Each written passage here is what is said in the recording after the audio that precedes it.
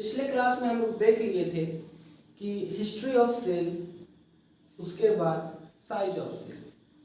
History of cell में ही हम लोग को ज़्यादा टाइम लगा था, उसके बारे में पढ़ना वैसे भी नेसेसरी है। अब हम लोग आते हैं टाइप्स ऑफ सेल पे। ठीक है, शुरू करते हैं।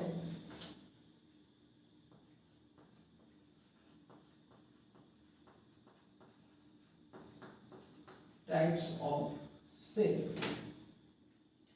सबसे फर्स्ट अगर हम नंबर के बेसिस पे बात करें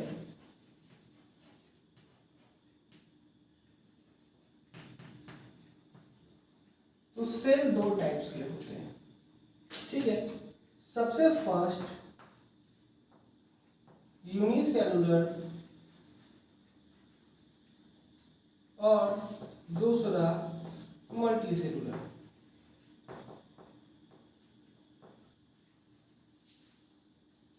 ठीक है, यूनिसेलुलर उसको बोलते हैं जो सिंगल सेल से मिलकर बना हुआ है, और मल्टीसेलुलर उसको बोलते हैं जो मल्टीपल सेल से मिलकर बना हुआ है। ठीक है, अब हम बात करें दूसरा न्यूक्लियस के बेसिस पे।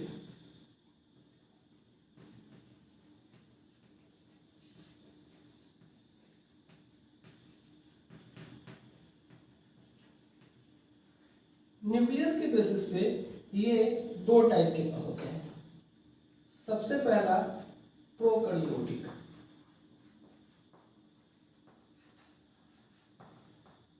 प्रोकैरियोटिक जरा इसके बारे में पहले देख लें, फिर दूसरे पे आते हैं, लिख देते हैं तब तक। दूसरा यूकैरियोटिक।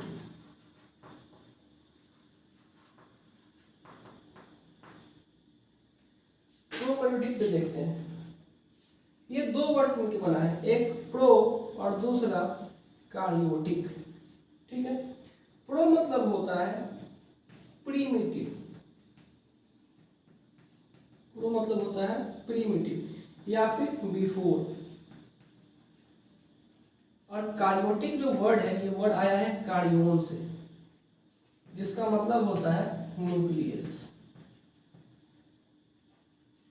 तो अगर दोनों वर्ड को जोड़ दे तो इसका मतलब ये हुआ कि न्यूक्लियस से पहले का ही सेल, वैसा सेल का टाइप जो न्यूक्लियस बनने से पहले ही है, तो क्या ये डेवलप्ड सेल होगा?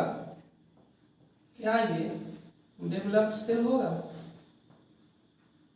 बिल्कुल नहीं, बिल्कुल नहीं डेवलप्ड सेल होगा। अगर हम बात करें यूकैरियोटिक का, तो यूकैरियोटिक में दो शब्द से मिलकर बना है। सबसे पहले यू, यू मतलब न्यू, और कार्योन मतलब न्यूक्लियस, मतलब कि नया न्यूक्लियस। अब यहाँ पे नया न्यूक्लियस का फॉर्मेशन हो गया, इसका मतलब यूकैरियोटिक टाइप के जो सेल होंगे वो वेल डेवलप्ड होंगे। क्या होंगे? वेल डेवलप्ड होंगे, कोई दिक्कत नहीं। तो ये था हमारा टाइप्स ऑफ सेल, नंबर के बेसिस पे दो और न्यूक्लियस के बेसिस पे दो। इसका डिफिनेशन भी पढ़ना है, इसमें अंतर भी पढ़ना है, लेकिन इसके डिफिनेशन और इसमें डिफरेंशिएट करने पे कुछ ऐसे टर्म्स हैं जिसका यूज आएगा, जैसे कि राइबोसोम। प्रोकैरियोटिक में 70s पाए जाते हैं, यूकैरियोटिक में 80s। प्रोकैरियोटिक में न्यूक्लियर मेम्ब्रेन फाउंडेशन नहीं होता है, यूकैरियोटिक में होता है। प्रोकैरियोटिक में जेनेटिक मटेरियल साइटोप्लाज्म में पाए जाते हैं और इनमें न्यूक्लियस के अंदर पाए जाते हैं। तो इतना सारा जो चीज है, अब nuclear membrane, cytoplasm, protein, DNA, genetic material, पहले ये सब जानेंगे तभी तो इसमें डिफरेंस हम लोग अच्छे से कर पाएंगे। इस कारण से प्रोकैरियोटिक और यूकैरियोटिक का डिफिनेशन और डिफरेंस इसका हम लोग इसके पूरे सेल को पढ़ने के बाद में सबसे लास्ट क्लास में करेंगे। ठीक है, तो हम लोग आगे बढ़ते हैं और कंप्लीटली आते हैं सेल पे।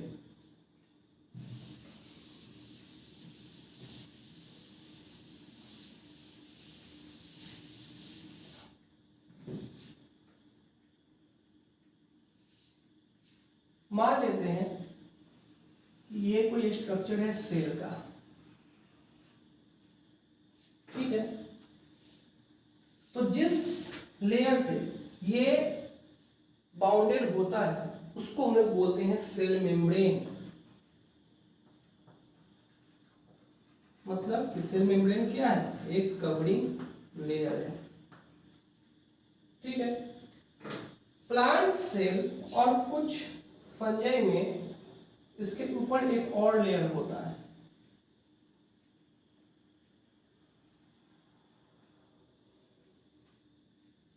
ठीक है, जिसको बोलते हैं हम लोग सेल वॉल। इसका मतलब सबसे ऊपर लेयर कौन सा है? Cell wall. इसके अंदर, सेल के अंदर पाया जाता है प्रोटीनेशियस ऑर्गेनेली, जिसका नाम है न्यूक्लियस। बाकी बहुत कुछ पाए जाते हैं, हम लोग आएंगे टर्म बाई टर्म देखेंगे और समझेंगे इसको। तो क्यों ना स्टार्ट करते हैं सबसे अपर लेयर से और अंदर की तरफ जाते जाएंगे। तो सबसे पहले हम लोग पढ़ लेते हैं सेल वॉल। सेल वॉल, ठीक है। सेल वॉल क्या है? सेल वॉल प्लांट या फिर फंजे में पाए जाते हैं। कुछ फंजे जैसे कि अलगे में पाए जाएंगे। किसमें? हम लिखते जाते हैं सबको साथ में, प्लांट और अलगे में, ठीक है। सेल वॉल है क्या? सेल वॉल एक कवरिंग प्रोटेक्टिंग लेयर है जो बाहर के इन्वायरमेंट से अंदर के सेल को प्रोटेक्ट करके रखता है, ठीक है। ये प्लांट और फंजी में देखे जाते हैं। अब दो में देखे जा रहे हैं, एक प्लांट है और एक लिविंग एनिमल है, माइक्रो ऑर्गेनिज्म, ठीक है। तो इसमें जो सेल वॉल मिलकर बना होगा उसका कंपोजिशन तो अलग अलग होगा, डिफरेंट टाइप्स ऑफ कंपोजिशंस होंगे इसमें, जिससे मिलकर सेल वॉल बना होगा। तो बिल्कुल हाँ, प्लांट में जिससे मिला हुआ है तो उस कंपोनेंट का नाम सब हम लिखते हैं। सबसे पहले सेल्यूलोज, सेलुलोज, दूसरा हेमीसेलुलोज,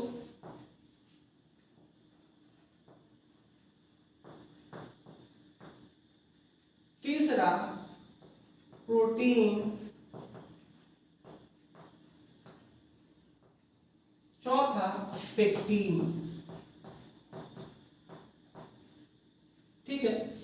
अगर हम बात करें अलगे का, तो इसका जो कवरिंग प्रोटेक्टिंग लेयर है सेल वॉल, वो मिलके बना हुआ है सबसे पहले सेलुलोज से, ग्लैक्टेंट से,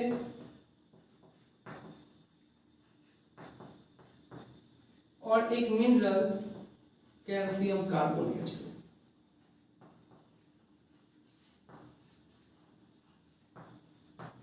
एग्जाम में आपको पूछेगा कि क्या सेल वॉल में मिनरल्स पाए जाते हैं, तो बिल्कुल पाए जाते हैं। लेकिन अगर पूछेगा कि क्या एनिमल सेल प्लांट सेल में मिनरल्स पाए जाते हैं, तो आप इसमें डिफरेंशिएट कर सकते हैं कि नहीं, प्लांट सेल में नहीं पाए जाते हैं। कोई दिक्कत नहीं यहां तक।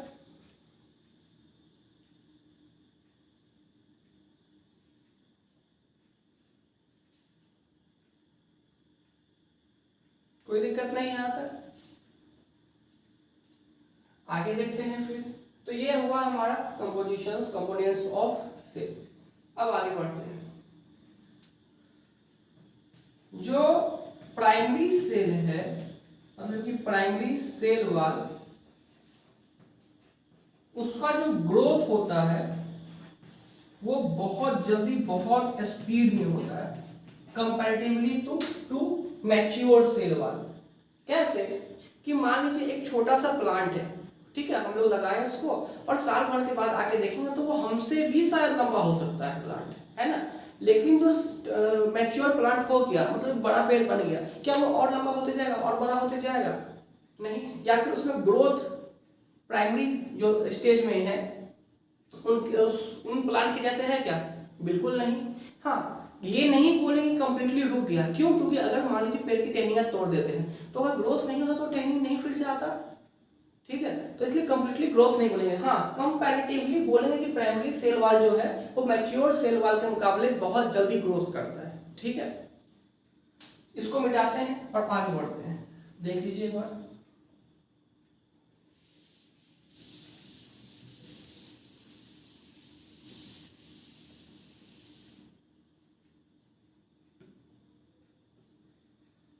अब और कुछ बताते हैं, जैसे कि अब सेल से मिलके बना है तो वहां पे तो बहुत सारे सेल होंगे आपस में, ग्रुप्स होंगे उनके, मान लीजिए ये सब सेल है, तो ये सब सेल आपस में जुड़े कैसे रहते हैं, ये सब सेल आपस में जुड़े कैसे रहते हैं? तो इनके बीच में एक लेयर होता है कैल्शियम पेक्टेट का, ठीक है, एक लेयर होता है कैल्शियम पेक्टेट का जो इन सबको आपस में जोड़ के रखता है, इन सबको आपस में जोड़ के रखता है।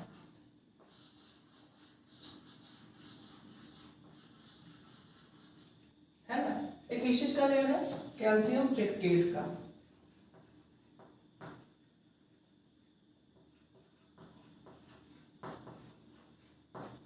ठीक है, कैल्शियम पेक्टेट का ये लेयर है और इसको बोलते हैं मिडिल लेमिना।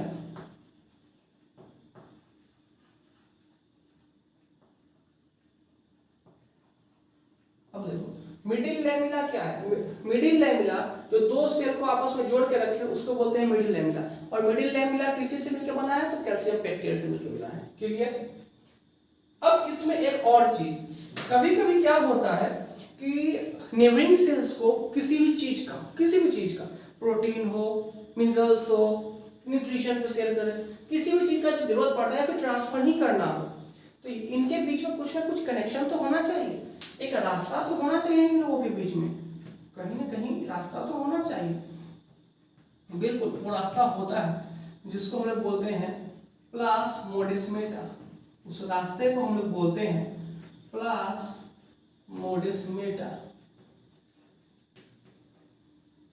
ठीक है, इसको बोलते हैं प्लाज्मोडेस्माटा।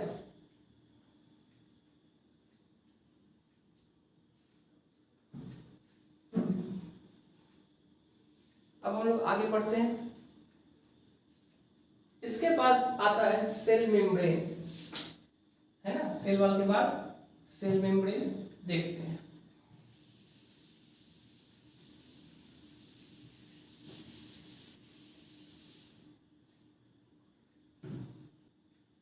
आज का क्लास यहीं तक रखते हैं क्योंकि सेल मेम्ब्रेन जो टॉपिक है ये लंबा होने वाला है और इसको इसी में ऐड कर देंगे तो ये वीडियो बहुत ज़्यादा लंबा हो जाएगा।